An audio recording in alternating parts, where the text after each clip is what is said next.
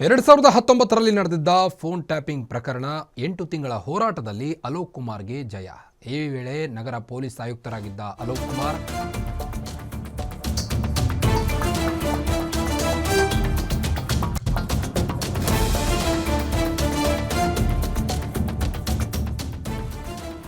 ಎರಡು 2019ರಲ್ಲಿ ನಡೆದಿದ್ದ phone tapping case 8 ತಿಂಗಳ ಹೋರಾಟದಲ್ಲಿ ಅಲೋಕ್ ಕುಮಾರ್ ಅವರಿಗೆ ಕೊನೆಗೂ ಜಯ ಸಿಕ್ಕಿದೆ.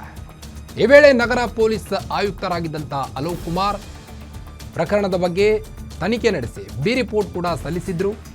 ಸಿಬಿಐ 2025 ಮೇನಲ್ಲಿ ಇಲಾಖಾ ತನಿಖೆಗೆ ಆದೇಶಿಸಿದ್ರು.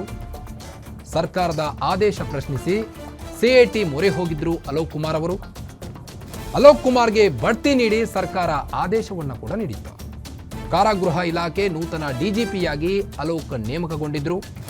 ಅಲೋಕ್ ಕುಮಾರ್ಗೆ ಡಿಜಿಪಿಯಾಗಿ ಬಡ್ತಿ ನೀಡಿ ವರ್ಗಾವಣೆ ಕೂಡ ಮಾಡಲಾಗಿತ್ತು. ಎಡಿಜಿಪಿ ದಯಾನಂದ್ ವರ್ಗಾವಣೆ ಮಾಡಿ ಆದೇಶವನ್ನು ಹೊರಡಿಸಲಾಗಿತ್ತು.